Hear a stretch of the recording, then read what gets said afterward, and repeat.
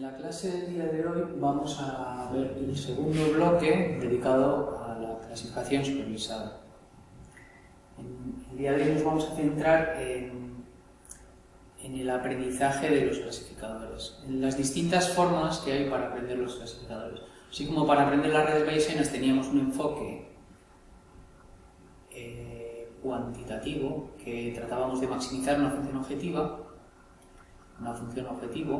y un enfoque cualitativo, que tratábamos de aplicar test de independencia para detectar la estructura que mejor reflejara las relaciones de independencia y dependencia condicionadas que hay en la probabilidad que modela el dominio. Aquí vamos a tener también dos enfoques, pero que están más ligados a lo que es la aproximación cuantitativa, a maximizar una función de evaluación. Nuevamente recomiendo el libro de Machine Learning de Murphy. Y bueno, vamos a comenzar por lo que es la información discriminativa, por el concepto de información discriminativa. En la clase de ayer vimos una gráfica donde salían distintas curvas de la evolución del error y había dos modelos, uno era el Naive-Bayes y otro era el modelo de la cadena, donde cada variable tenía un padre. Ambas tenían el mismo número de parámetros, pero el Naive-Bayes era mucho mejor que la cadena para el problema de la clasificación. Y esto es porque modela la información discriminativa. La información discriminativa es la información que está contenida en las variables predictoras que permite determinar el valor de la clase. Vamos a entender por esto a la información discriminativa. La información contenida en las variables predictoras que permite discriminar un caso a qué estado de la clase pertenece, a qué clase pertenece. Bueno, normalmente la información se mide en términos de entropía. La información mutua también tiene unidades de entropía, de bits. En nuestro caso, la información que contienen las variables predictoras tiene mucho que ver con la entropía condicionada de la clase dadas las predictoras. Es decir, cuánta incertidumbre nos queda en la variable clase cuando conocemos las predictoras. Bueno, existe una desigualdad, que es la desigualdad de Fano, que relaciona el error de Bayes con esta medida, con la entropía condicionada de la clase dadas las variables predictoras. Cuanto menor sea esa entropía, menor va a ser el error. De manera que cuanta menos incertidumbre tengamos sobre la variable de clase cuando conocemos X, cuando conocemos las predictoras, más fácil es el problema. Menos error vamos a cometer. Y al final, lo que vamos a tratar de construir es modelos que minimicen la entropía condicionada, siempre y cuando no nos pasemos de listos y pongamos demasiados parámetros en nuestro modelo, estaríamos sobreajustando, esta cantidad nos aproximaría hasta aquí, que sería el límite. Vamos a intentar minimizar esto, por lo que es lo mismo maximizar la información mutua entre la clase y las variables predictoras. Esto es lo que vamos a entender como información discriminativa, esta información mutua. Entonces, ¿qué dependencias van a ser las importantes? Porque de la manera que queremos minimizar esto, obtener un buen modelo, que nos diga que la entropía es baja, la entropía de la clase, lo que vamos a querer es modelar bien la probabilidad de la clase dada las variables predictoras. Porque realmente la probabilidad de las variables predictoras no nos interesa. En principio no nos interesa, outlier detection y demás sí, pero no nos interesa. De manera que, como nos interesa que la información contiene las variables predictoras sobre la clase, vamos a tratar de modelar las dependencias entre la clase, cualquier subconjunto de variables predictoras, dado el resto de variables predictoras. La clasificación es un problema concreto en el que conocemos el valor de las variables predictoras. De manera que vamos a ver siempre, si se crean independencias, conocidos los valores de las variables predictoras. Pero bueno, La idea es que vamos a tratar de modelar todas las dependencias que hay entre las variables predictoras, entre cada variable predictora y la clase. También es importante evitar las independencias entre las variables predictoras de la clase, ya que, como veremos en un ejemplo que voy a poner a continuación, esta dependencia también es importante, en menor medida que esta otra, que la de la clase con cada variable predictora, pero esta también es importante. Como las interacciones que hay entre las variables que aportan más información sobre la clase. Ya sé que está puesto, parece que es la clase que aporta información sobre la interacción entre estas dos variables, sobre la dependencia que hay entre XA y XB. Pero utilizando la regla de Bayes podemos darle la vuelta a esto, a lo que quiere decir esta independencia. Y también se puede entender como qué información nos aportan las dependencias de estas variables con la clase. Lo que sí que no vamos a tener ningún cuidado es introducir este tipo de independencias para reducir el número de parámetros. Siempre que podamos, pues bueno, esto no va a empeorar la calidad de nuestro modelo. De hecho, de hacer algo lo va a mejorar porque va a reducir el número de parámetros. Y ahora vamos a centrarnos más en el aprendizaje. Nuevamente, lo difícil es el aprendizaje estructural. Los parámetros se aprenden de forma cerrada y de manera muy sencilla, con máxima verosimilitud o con una estimación paramétrica de estadística bayesiana, como puede ser la corrección de la clase. Vamos a tratar en el aprendizaje estructural minimizar la entropía de la clase de las predictoras, maximizar la información mutua entre la clase y las variables predictoras, modelar la información discriminativa que contienen las variables predictoras. Vamos a tratar de desechar las variables que no aportan información porque solo son una fuente de ruido. Si no aportas información sobre la variable de clase ni ninguna interacción con otras variables para dar información sobre la variable de clase, no nos sirve eso. Y vamos a ver dos aproximaciones, la aproximación de filtrado y la aproximación de voltura. En inglés se conoce como filter y wrapper. Bueno, vale. En la aproximación de filtrado o filter, lo que vamos a hacer es tratar de maximizar una función objetivo, pero es una función objetivo que mide la calidad de la red bayesiana en los términos clásicos, como puede ser la verosimilitud, o el Bayesian Information Criteria, el BDE, etcétera, etcétera. Los scores que hemos visto hasta la fecha. También pueden ser los basados en independencia condicionada. O sea, es el aprendizaje que se usa para aprender redes bayesianas. No es específico del dominio de clasificación supervisada. Al menos los scores y las técnicas que se emplean. Luego los algoritmos de búsqueda, pues sí, como veremos en la clase de mañana, no van a buscar sobre todas las posibles estructuras, sino van a restringirse a un subconjunto de estructuras que favorecen capturar la información discriminativa que contienen las variables predictoras, que es la familia de Knight Bayes. Pero eso lo dejaremos para mañana. ¿Qué problemas tiene la aproximación de filtrado? Bueno, por un lado tiene el problema asociado a la verosimilitud, pero tiene un problema también las versiones penalizadas.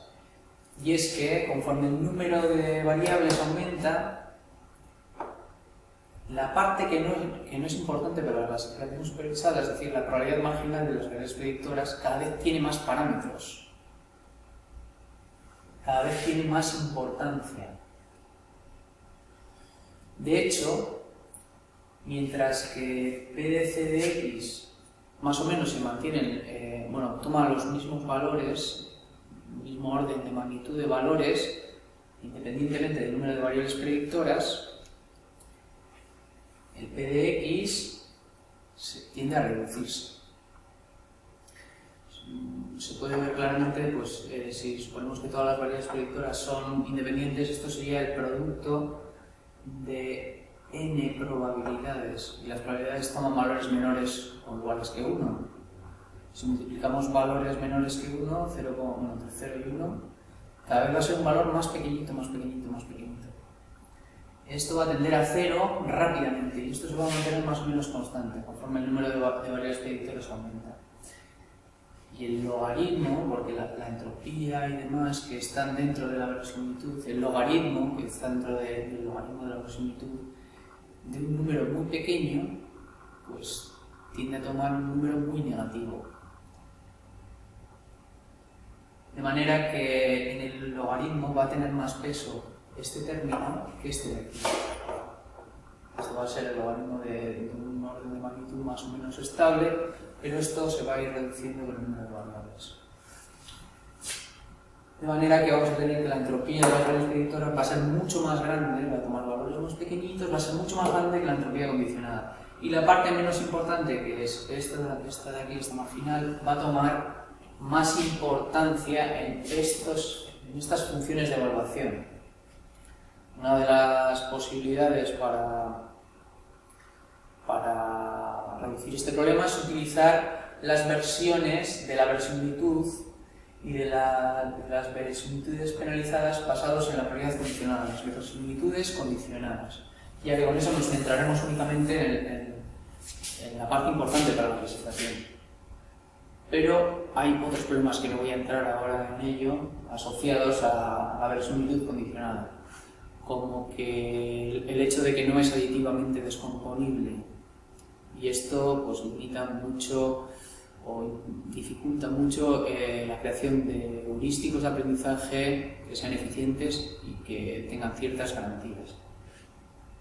Por otro lado tenemos la aproximación de envoltura o wrapper, y aquí la idea es utilizar una función de evaluación que tiene que ver con la clasificación supervisada. De hecho, lo que se hace es, bueno, si queremos minimizar el error, pues utilizamos el error como función de evaluación. De manera que construimos un clasificador y vamos a añadir arcos o no añadirlos, o vamos a evaluar la estructura de ese clasificador en función de qué error comete el modelo asociado a esa estructura en un conjunto de test. Para ello vamos a usar los estimadores que hemos mencionado antes, la cross-validación, follow, cualquiera de estas cosas. Y el objetivo va a ser escoger un buen estimador del error, uno que tenga poca varianza, que nos permita, ya no nos importa tanto que sea optimista o pesimista, pero que nos permita saber qué estructura es mejor que qué estructura, qué modelo es mejor, hacer una buena selección del modelo. No nos importa saber tanto cuánto es el error concreto que comete, sino este tiene menos error que este. Entonces vamos a escoger un estimador con poca varianza, que tenga estratificación, como dijimos en la clase de ayer, y que haga todas las repeticiones que podamos dentro de los recursos computacionales que tengamos. Los problemas de la aproximación de envoltura pues, son dos. Una, que es una función de evaluación que no es descomponible localmente, no es aditivamente descomponible localmente, o sea, no se descompone en cachitos que sea una variable dado sus padres, como es la verosimilitud. Esto también va a pedir crear algoritmos eficientes o suficientemente eficientes. Y además suele ser más costoso de evaluar la clasificación, ya que tienes que hacer todo el proceso de clasificación. Y estos son los principales problemas de la aproximación de envoltura. Y ya para acabar, vamos a hablar para acabar con la clase de hoy, vamos a hablar de la maldición de la dimensionalidad, es decir, de los problemas que tenemos con la aproximación generativa, con las otras aproximaciones también, cuando nos encontramos con un dominio en el que hay muchísimas variables. El problema se agrava más aún si la proporción entre el número de variables y el número de casos disponibles se dispara, o sea, si hay muchísimas más variables que casos. Esto es muy típico en los dominios de bioinformática, donde hay pues, decenas de miles de variables y a lo mejor menos de 100 casos. ¿Cuál es la intuición? Bueno, cuantas más variables tengamos, más parámetros va a tener nuestro modelo. En el mejor de los casos, ese producto de marginales crece linealmente, el número de parámetros. Pero si tenemos decenas de miles de variables y solo 100 casos, pues podemos tener problemas con nuestro modelo.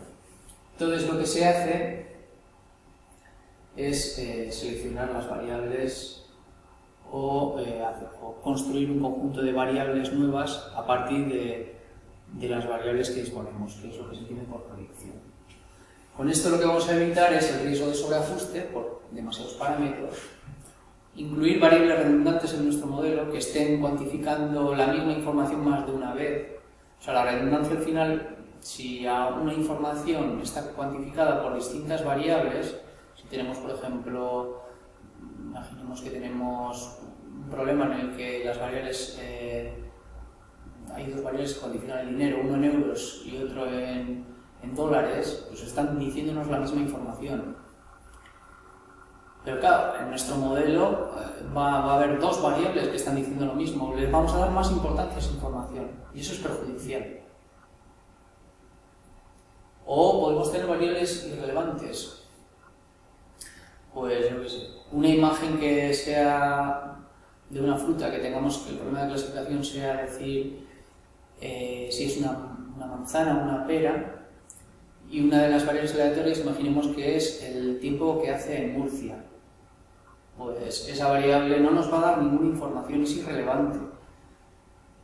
No tiene información discriminativa. De manera que va a meter ruido en nuestro modelo, va a hacer que el modelo sea menos estable, que se fije en cosas que no sirven para nada. Y eso son las variables irrelevantes. Bueno, pues para estas cosas vamos a seleccionar variables o construir un conjunto de variables nuevo que sea mejor.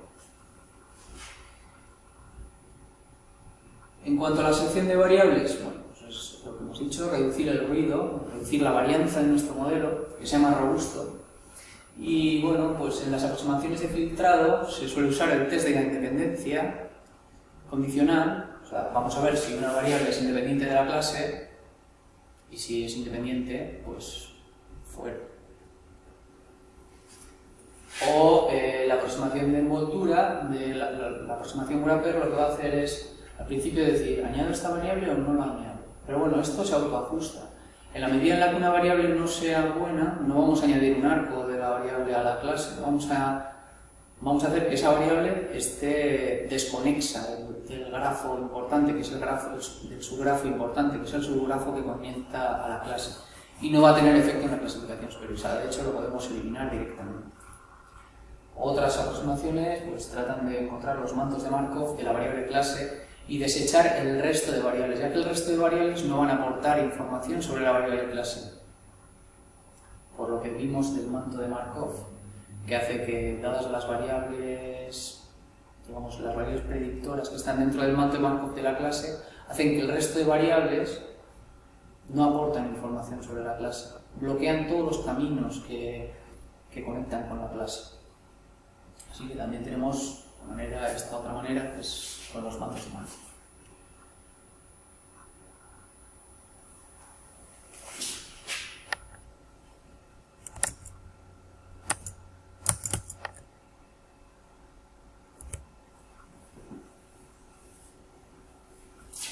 Bueno, pues hoy vamos a dar la última clase del curso de redes bayesianas y vamos a acabar con la sección dedicada a la clasificación supervisada. En esta clase lo que vamos a ver son las estructuras que tienen un sesgo hacia la clasificación supervisada. Las estructuras que favorecen capturar la información discriminativa que contienen las variables. Y aquellas que están un poco sesgadas pensando en el problema que queremos resolver, que es la clasificación supervisada. Que al final, como dijimos en la primera clase sobre la clasificación supervisada, o en la segunda, ya no recuerdo bien, lo que vamos a tratar es de minimizar la entropía de la clase dadas las variables predictoras. O maximizar la información mutua entre las variables predictoras de la clase, que es lo mismo. Nuevamente recomiendo el libro de Murphy, de Machine Learning a Probabilistic Perspective. Y bueno, vamos a pasar directamente a lo que son las estructuras sesgadas para la clasificación. Bueno, vamos a intentar que tengan pocos parámetros y a su vez estos parámetros que sean muy eficientes en términos de información acerca de la clase, o sea, que tengan mucha información discriminativa. Vamos a tratar de modelar las dependencias entre cada variable predictora y la clase, dado cualquier subconjunto de variables predictoras. Esto al final va a querer decir que vamos a añadir arcos entre las variables predictoras importantes y la clase, de una u otra dirección, pero vamos a añadirlas, para que directamente nos digan cosas sobre la clase, para que estén dentro del manto de Markov de la clase, que resulten de utilidad. Ya que, como dijimos ayer, si están fuera del manto de Markov de la clase, pues no nos van a aportar información, a no ser que haya valores perdidos, en los casos que vayamos a clasificar, pero bueno, no vamos a entrar en eso. Algunas dependencias menos importantes, pero también importantes, son las que dijimos ayer sobre la información que aporta conocer un par de variables sobre la clase, sobre las interacciones que tienen las variables predictoras con la clase. O sea, cada una de estas a lo mejor aporta menos información que lo que le aportan las dos a la vez, que se medía con lo de la información mutua. Ayer os dije que íbamos a ver un ejemplo, me confundí, lo vamos a ver hoy.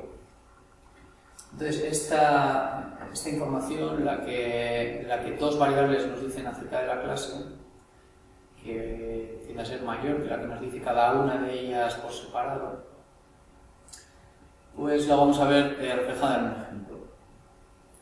Bueno, este es el primer ejemplo. Aquí vamos a ver, bueno, vamos a suponer que tenemos dos clases, rojo y morado, y dos variables predictoras x1 y x2, que toman más y menos, más y menos. Bueno, ¿cuál de estas variables es importante para la clasificación?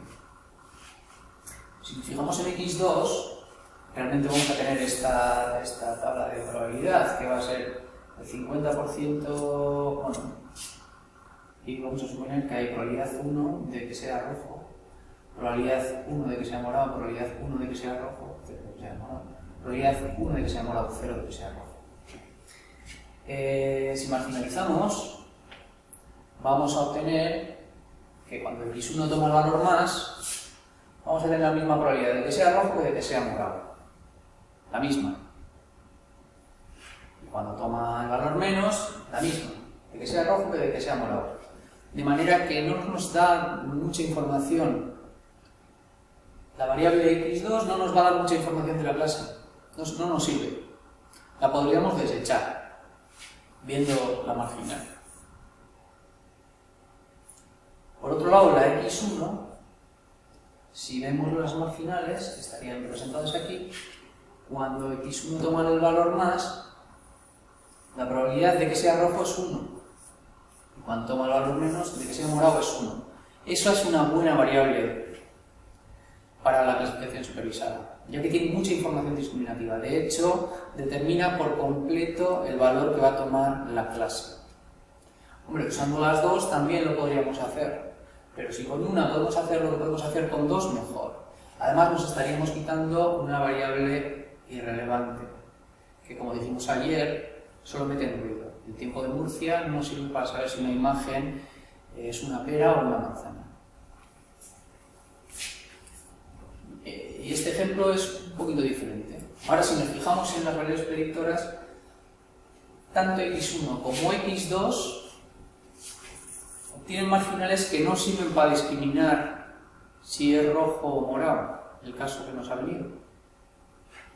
Sin embargo, las dos a la vez sí que discriminan completamente. Si el caso que nos viene es x1 más, x2 más, sabemos que es rojo, con probabilidad 1. Si es x1 más y x2 menos, sabemos que es morado. De manera que aquí lo que está ocurriendo es que hay una información que las variables predictoras individualmente no contienen, ya que sus marginales no nos dicen nada, pero que conjuntamente sí la contienen. Hay una interacción entre ambas variables predictoras que nos provee información acerca de la clase. Es por esto por lo que he dicho que era importante modelar estas dependencias. En menor medida que estas, pero en algunos casos, como puede ser este dominio, es importante. Estos dominios, este dominio en concreto sería un dominio de paridad. en el que será una interacción pues, lo más bestia posible. Cada una de las variables no sirve para nada, independientemente, pero conjuntamente discriminan perfectamente la clase. Bueno, y lo siguiente es, una vez que hemos visto y hemos explicado estos ejemplos, planteo estas dos estructuras. ¿Cuál nos puede parecer que es mejor para la clasificación? ¿Cuál es mejor para la clasificación? Bueno, en principio, si suponemos que todas las variables predictoras son relevantes y no son redundantes, bueno, en principio hay arcos entre la clase y todas las predictoras en ambas estructuras, pero tienen propiedades diferentes, como veremos en las próximas transparencias. Como tienen estos arcos, bueno, todos van a modelar las dependencias entre la clase y cada una de esas predictoras, pero ya veremos que tienen distintas propiedades. Bueno, en el primero, en el que van los arcos de las predictoras hacia la clase, lo primero es que la clase tiene n padres. Y ya vimos en el capítulo de qué son las redes bayesianas que eso va a querer decir que este modelo tiene muchísimos parámetros, un número exponencial de parámetros, ya que los parámetros de una red bayesiana vienen dados por el tamaño de los padres, el tamaño máximo de los padres. El número de parámetros de una red bayesiana va a ser exponencial en el número de padres máximo. De manera que va a tener muchísimos parámetros y va a tener un riesgo muy alto de sobreajuste. Pero lo bueno de este modelo es que modela todas las dependencias importantes, todas, tanto de cada variable con la variable clase, como de pares de variables con la clase, todas las dependencias. De hecho, con los parámetros adecuados o con los suficientes datos, podríamos estimar PDC dado X de manera exacta y construir el clasificador de Bayes. Esta estructura, con suficientes casos, es la mejor. Pero como tiene un número exponencial de parámetros, vamos a necesitar muchísimos casos. Y en general, no vamos a disponer de tantos casos. Y vamos a sufrir sobreajuste. Por otro lado, tenemos esta estructura, donde la clase es padre de cada variable predictora. Esto es la estructura del naive Bayes. Aquí cada variable tiene como mucho un padre. De manera que el número de parámetros va a ser muy bajo. Lo bueno también es que, como todas las variables predictoras están unidas a la clase, vamos a modelar todas las dependencias de cada variable predictora con la clase. ¿Y cómo consigue esto, esta estructura? Pues con esta suposición, suponiendo que cada par de variables predictoras es independiente dada la clase. Con eso vamos a modelar las dependencias más importantes que decíamos de cada variable con la variable clase, pero vamos a desechar este tipo de dependencia de XY, XJ12, que como vimos en el dominio de XOR, el dominio que os he dicho que era de la paridad, pues resulta muy importante en algunos casos. Pero bueno, vamos a tener un número de parámetros lineal y por tanto un bajísimo riesgo de sobreajuste. Vamos a volver a la gráfica que vimos en la primera clase dedicada a la clasificación supervisada, donde se ve cómo evolucionan los errores en el train y en el test de distintas estructuras. El morado, que le he puesto el nombre de sabiendo, es el que tiene ese número exponencial de parámetros. Se corresponde con esta estructura. Mientras que el color, no se sabe muy bien qué, verde, es el naive Bayes. Entonces se ve como en el train, bueno, primero se ve que el sobreajuste es menor en el naive Bayes. Fijaros que de aquí hay una diferencia entre el error en el test y en el train grandísimo. En el naive Bayes no es tanto, todavía es muy grande, pero enseguida se hace pequeñito. O sea, enseguida, ya con 100 casos, ya estaríamos aquí, tendríamos un sobreajuste muy pequeñito. O sea, enseguida deja de sobreajustar, ya con tan solo 100 casos deja de ajustar. Con 100 casos, pues estaríamos todavía en un sobreajuste grande. Por otro lado, la cadena tiene el mismo número de parámetros que el naive Bayes, pero ya se ve como no es capaz ni de ajustar ni un error bajo en el train, ni un bajo en el test. No es capaz de validar prácticamente nada, mientras que el Naive Bayes cada vez lo hace mejor. De manera que, ¿cuál es mejor? ¿El que tiene muchos parámetros o el que pocos? Pues según el número de casos. Ya a partir de 1000 casos se ve como la estructura con muchos parámetros se comporta mejor que el Naive Bayes en lo que es el error en el conjunto de test. De manera que va a depender del número de casos. Claro, este es un experimento de juguete con pocas variables y ya necesitan 1000 casos, pues en un experimento de los de verdad con 100 variables, a saber cuántos necesitaría. Y con esto ya vamos a acabar el curso, y es que inspirados en esta estructura en el Naive Bayes se han planteado algoritmos para mejorarlo, para romper con la suposición del Naive Bayes de la independencia entre las variables predictoras dado la clase. Pues uno de los primeros clasificadores que se planteó es el Naive Bayes aumentado árbol, o TAN, Triaugmented Naive Bayes. Y este lo que hace es básicamente construir un árbol entre las variables predictoras. Lo bueno es que tiene una serie de garantías teóricas, y es que, por un lado es eficiente, o sea, necesita muy poco tiempo, es del orden de n cuadrado si está bien implementado la búsqueda de la estructura, y además lo hace de manera óptima, o sea, encuentra el mejor árbol de todos. Un árbol es un grafo aquí, donde cada variable va a tener un único padre. Lo hace de manera óptima. Es eficiente y es óptimo. Y existen otras muchas generalizaciones del Naive Bayes, como puede ser limitar el número de padres a 2, o 3, o 4, o hacer productos cartesianos de variables aleatorias, bueno, etcétera, etcétera. Promediados de redes bayesianas con algún arco adicional, bueno. Existen múltiples generalizaciones del Naive Bayes. Y con esto acabamos este curso sobre redes bayesianas.